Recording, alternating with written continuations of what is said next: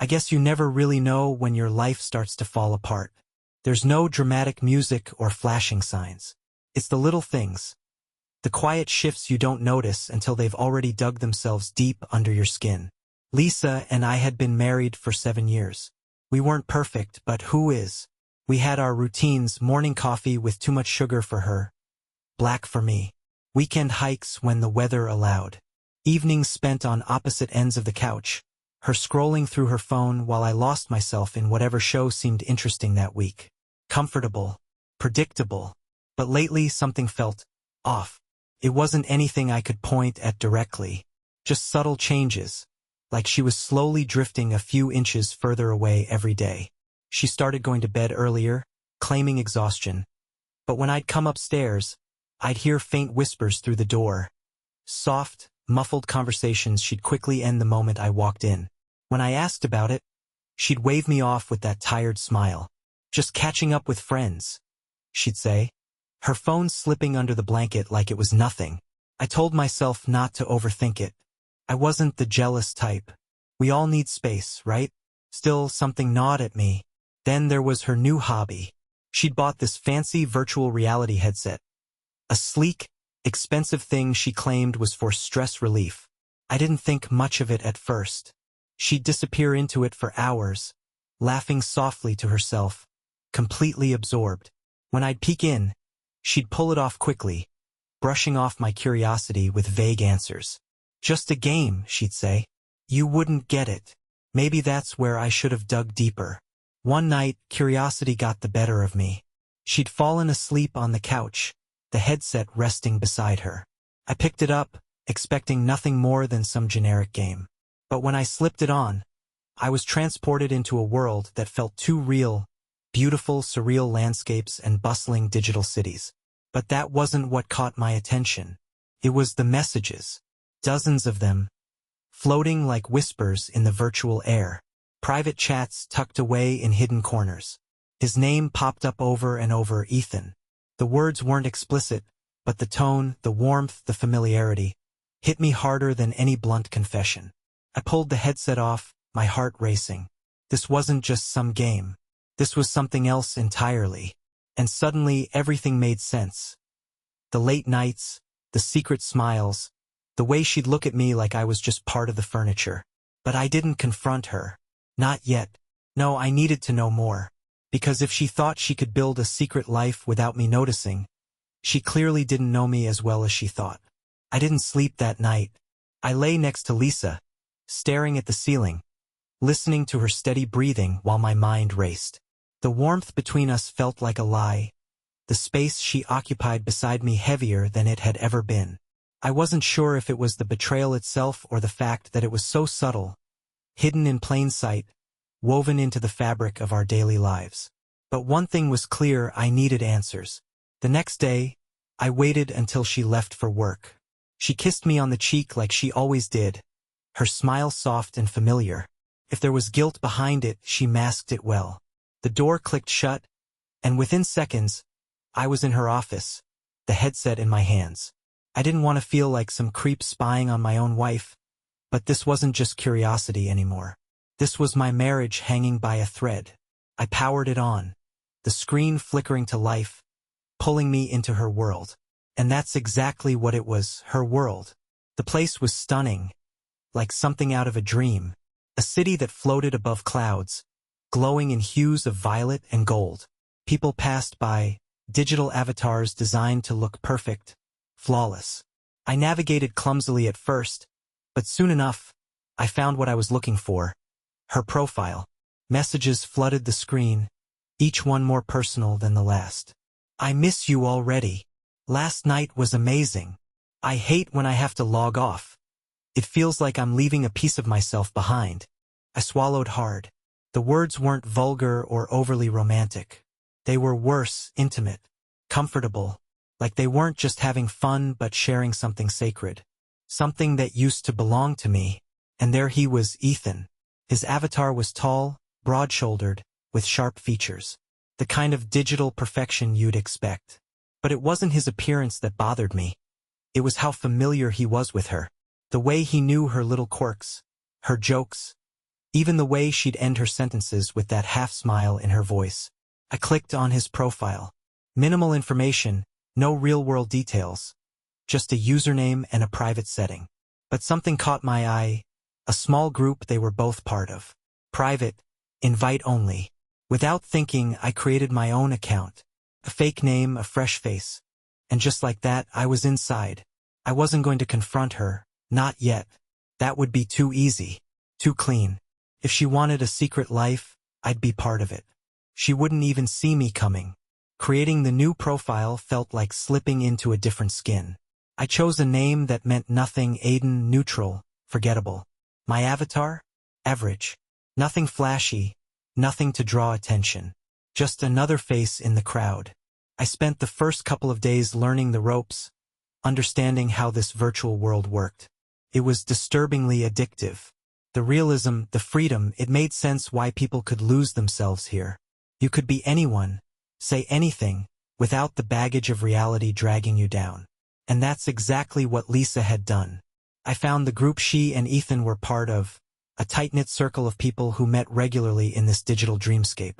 A mix of casual banter and private rendezvous, hidden behind locked doors and encrypted chats. I lingered at the edges, observing, gathering information. It didn't take long before I saw her. Lisa's avatar was almost an idealized version of herself. Subtle tweaks, like her eyes a little brighter, her smile a little wider. But it was unmistakably her. She moved through the space with ease, laughing, her voice soft and familiar even through the distortion of the virtual world. And there he was right beside her, Ethan. They talked like they'd known each other for years, sharing inside jokes, referencing moments I had no part in. Watching her laugh with him, that laugh, the one she rarely gave me anymore, was like taking a punch straight to the chest. But I kept my distance. I couldn't rush this. A few days later, I saw my opening. They were hanging out in a public area, a sprawling digital plaza with neon lights reflecting off polished floors. Lisa was standing alone, scrolling through some virtual menu while Ethan had stepped away. I approached casually, my heart pounding even though I knew she couldn't see the real me. "Hey!" I typed into the chat, my voice simulated through the system, slightly altered to be unrecognizable. "Is this spot always this crowded?" She glanced over, her avatar's expression shifting into a polite smile. "Depends on the time. Usually quieter late at night." I nodded, pretending to be new, asking questions, stumbling through small talk. She was friendly but distant, her responses casual. But then I cracked a joke, something simple, a play on words. And she laughed. That laugh. The same one I thought was reserved for Ethan. It was like flicking a switch. She warmed up quickly after that, more engaged, asking questions.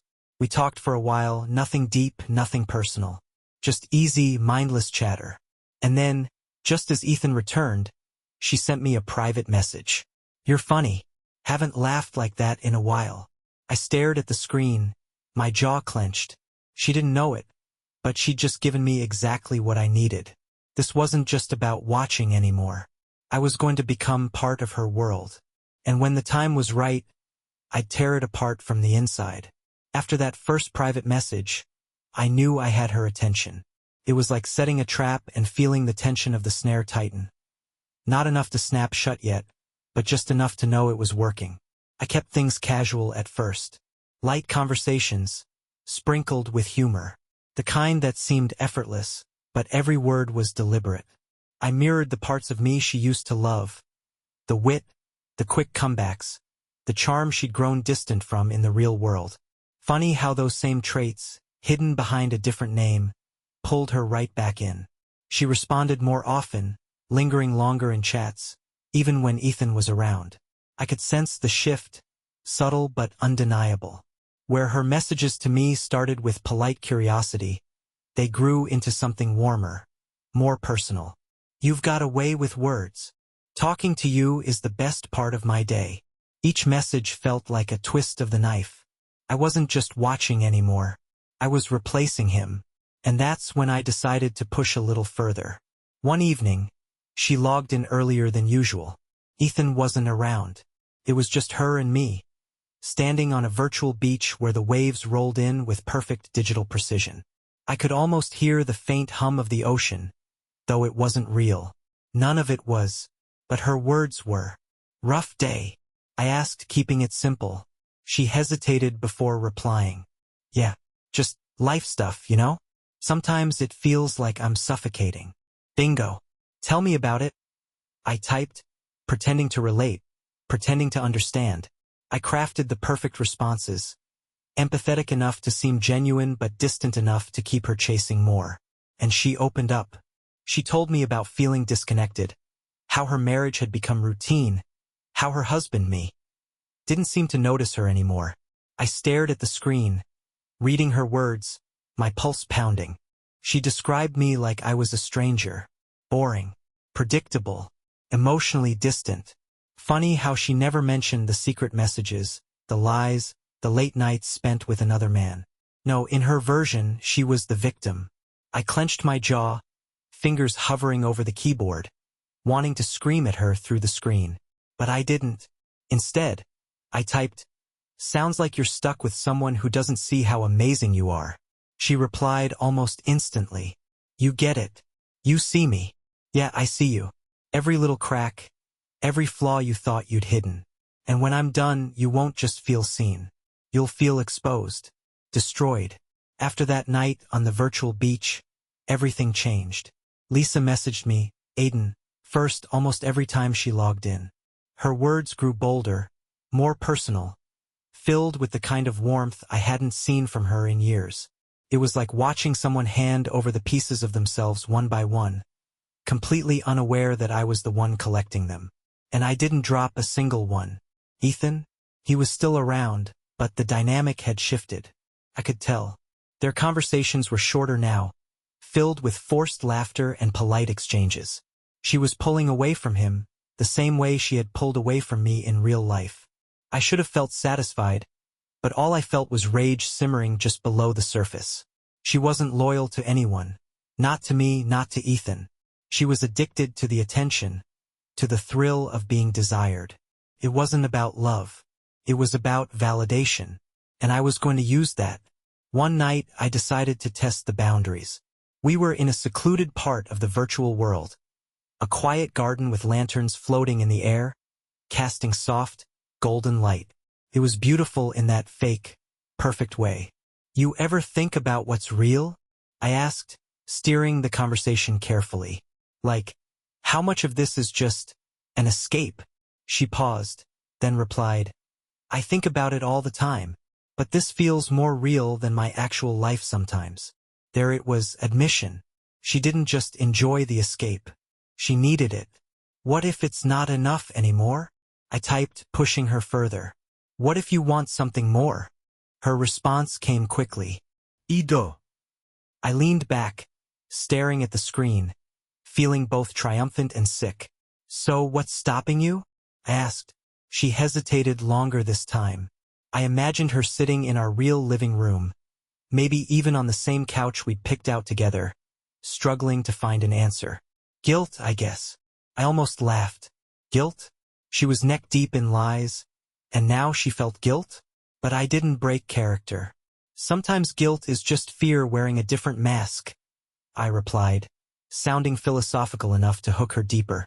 She was quiet for a moment. Then, you're right. I feel alive when I'm here with you. That was it. The hook wasn't just set. It was buried deep. But I wasn't here to steal her away. I was here to break her, piece by piece. And the best part? She'd thank me for it. After that night, things escalated quickly. Lisa, though she'd never know it was me, grew more attached, her messages filled with words that once belonged to us. She'd log in earlier, stay online longer, and even disappear from our real-world life more often. She thought she was slipping away unnoticed, but every time she made an excuse, every time she claimed to be busy, I was already waiting for her in the digital world she'd built to escape me. The irony wasn't lost on me. One evening, I decided to push the boundary further. We were back in the garden she liked, where everything looked serene, like it was designed to make people forget their real lives. She was quieter than usual, distracted. You seem distant, I typed, playing the concerned friend, or whatever role she thought I was. She hesitated. Then, it's complicated. Things at home are tense. Tense?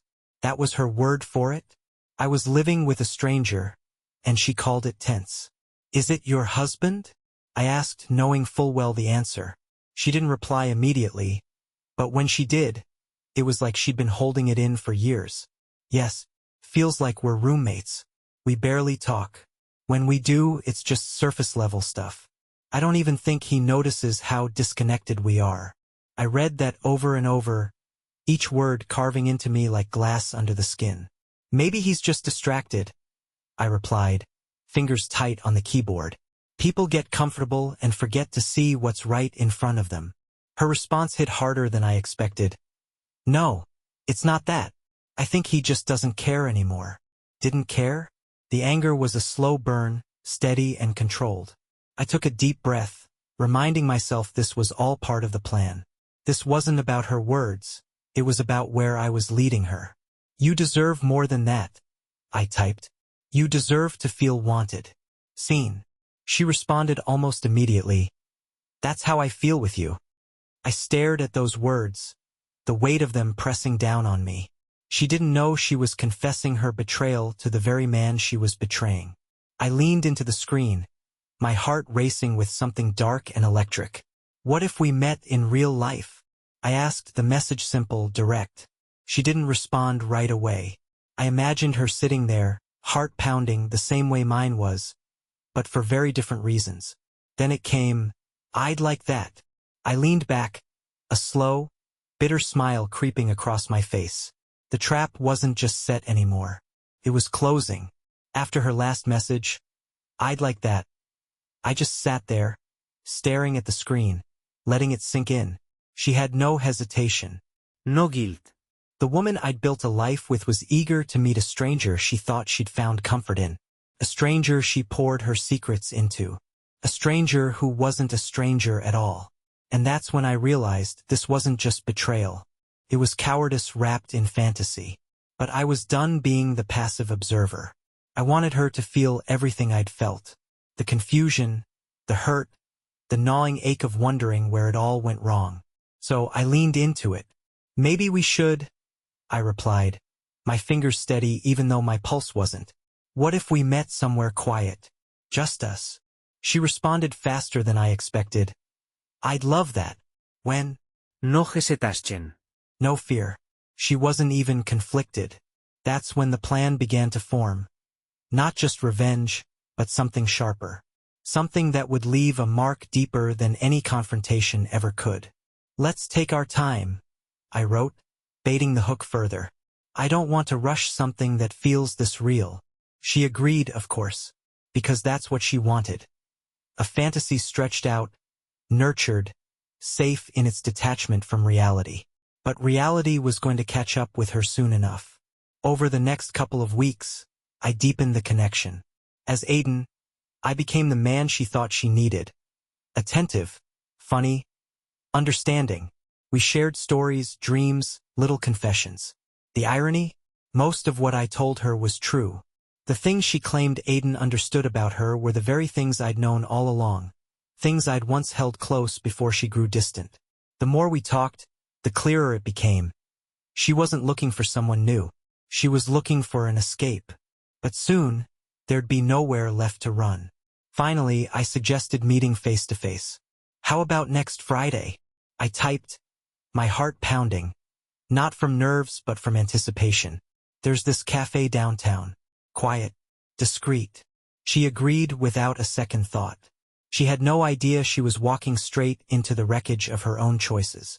And I'd be there waiting, not as Aiden, but as the man she thought she left behind. The days leading up to Friday felt surreal. Like I was living two lives. One as Tom, the clueless husband going through the motions, and the other as Aiden, the stranger she couldn't wait to meet. Lisa had no idea I was watching her every move. At home, she was careful, overly polite, almost as if trying to overcompensate for the guilt she refused to acknowledge. She'd smile more, touch my arm casually when she passed, even ask about my day, a routine we hadn't bothered with in months. but I could see right through it. She wasn't trying to reconnect with me. She was trying to ease her own conscience. In the virtual world, she was different. Light, carefree, full of excitement. The contrast was jarring. It was like watching her perform in two different plays, wearing a mask in both. The night before our meeting, she stayed up late, claiming she had work to catch up on. I knew better.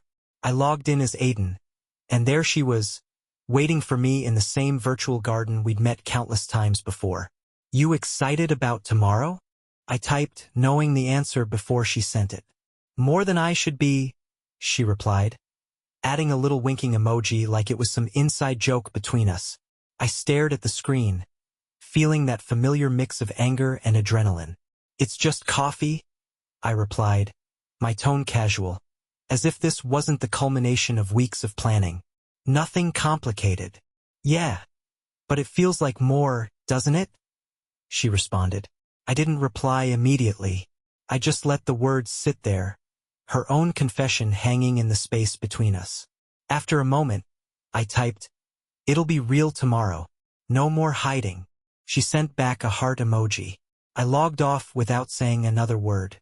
I couldn't pretend anymore, not even behind the mask. The next day, I woke up early. She was still asleep, her face peaceful, unaware of what was coming. I made coffee like usual, sat at the kitchen table, and thought about everything. Every message, every lie, every moment she'd chosen someone else over the life we'd built. Then I grabbed my jacket, my keys, and left without a word. I had a meeting to get to, and this time there would be no screen between us. The cafe I chose wasn't random. It was small, tucked into a quiet corner of the city. Somewhere intimate, with dim lighting and large windows that let in just enough of the gray afternoon light to cast long shadows. A place designed for whispered conversations and stolen glances. The perfect stage. I arrived early, taking a seat in the back where I could see the entrance clearly. My heart wasn't racing. No nerves. Just a cold, steady focus. The same feeling you get right before pulling the trigger in a game. Except this wasn't a game. I didn't have to wait long. Lisa walked in, scanning the room with that same casual grace I used to find comforting. She wore the blue scarf I'd given her last Christmas, her hair tucked neatly behind her ears. She looked like herself, but not. There was an edge to her, a quiet excitement humming beneath her skin. She was looking for him, for Aiden. She didn't see me at first. I watched her check her phone, probably reading the last message I'd sent from my fake account. She glanced around again, her brow furrowing slightly when she didn't spot the face she expected. That's when I stood up. Her eyes met mine, and for a brief second, she didn't recognize me. Not because I looked different, but because her mind wasn't prepared to see me here. Then it hit her. The color drained from her face, her mouth parting slightly as if to speak, but no words came out. I walked over slowly, pulled out the chair across from her and sat down. Silence. Her hands trembled slightly as she lowered her phone to the table. I could see the flicker of realization, the pieces falling into place. Every late-night conversation, every message, every laugh she thought she'd shared with someone new. It was all me. Finally, she found her voice. "Tom, what are you doing here?" I smiled, calm, controlled. "Meeting someone." She swallowed hard, her eyes darting to the door like she was hoping to escape. But there was nowhere to run. "I don't understand," she whispered. "Oh, I think you do." I leaned back, studying her like she was a puzzle I'd already solved. "Or should I call you Lisa from the garden?" Her face crumpled slightly, the mask she'd been wearing for weeks slipping. She opened her mouth again, probably to deny it, to lie like she'd been doing all along. But I cut her off. "Don't. Just don't." My voice was low, steady. "You don't get to pretend anymore." She stared at me, her eyes glossy with tears she was trying to hold back. Good. I wanted her to feel it. All of it. I leaned in closer, my voice dropping to a whisper only she could hear. "Did you think you'd get away with it? That you could build an entire life behind my back and I'd never notice?" She tried to speak again, but I wasn't done. "You weren't looking for love, Lisa.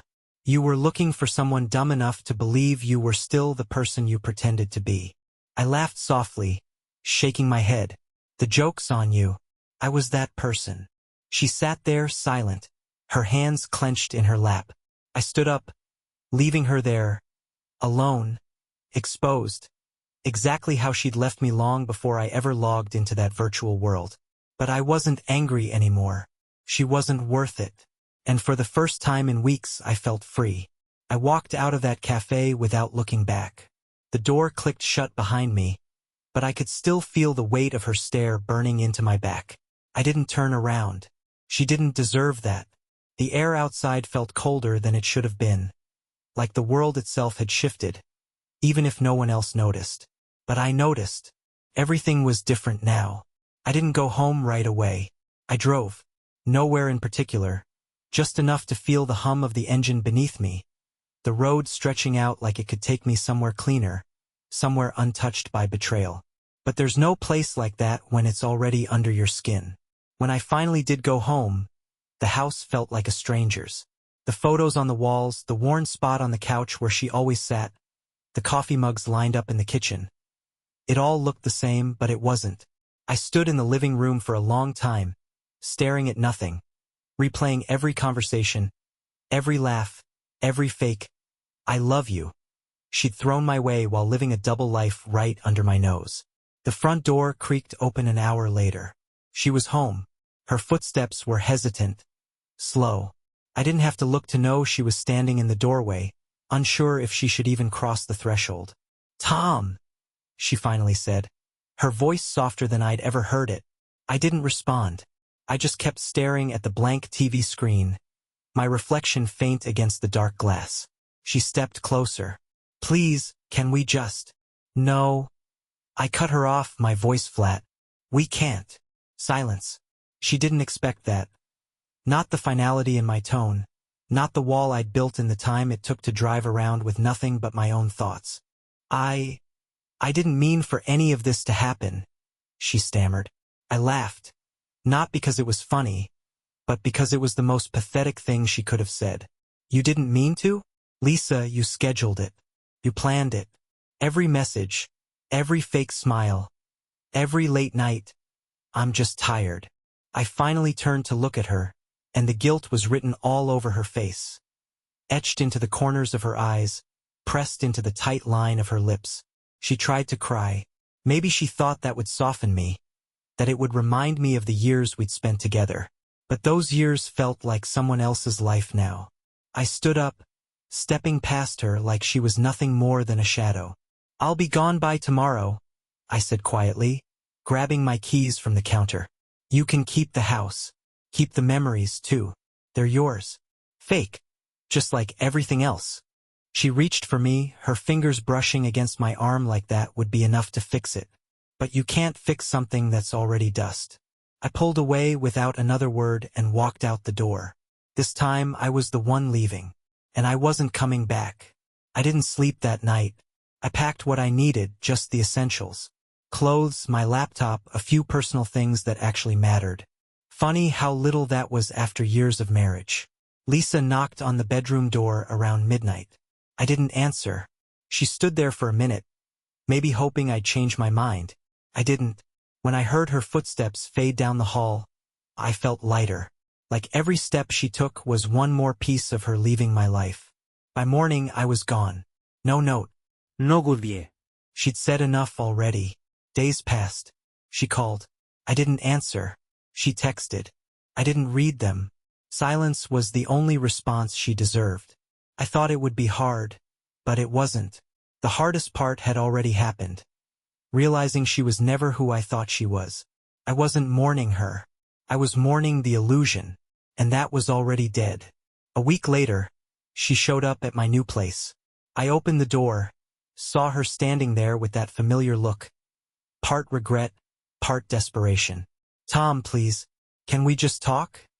she whispered. I didn't say a word. I just closed the door. Letting her back in, even for a conversation, would have been the real betrayal. And I wasn't the one lying anymore. After that day, she stopped trying. No more calls. No more texts. Just silence, real silence this time. And you know what? Felt good. Peace isn't loud. It doesn't beg or apologize. It just is. And for the first time in a long time, so was I. Looking back, I don't regret any of it. Not finding out. Not setting the trap. Not walking away. She thought she was living two lives. But in the end, I showed her the truth. It was never about Aiden. It was about what she lost when she stopped seeing me. And I didn't lose her. She lost me.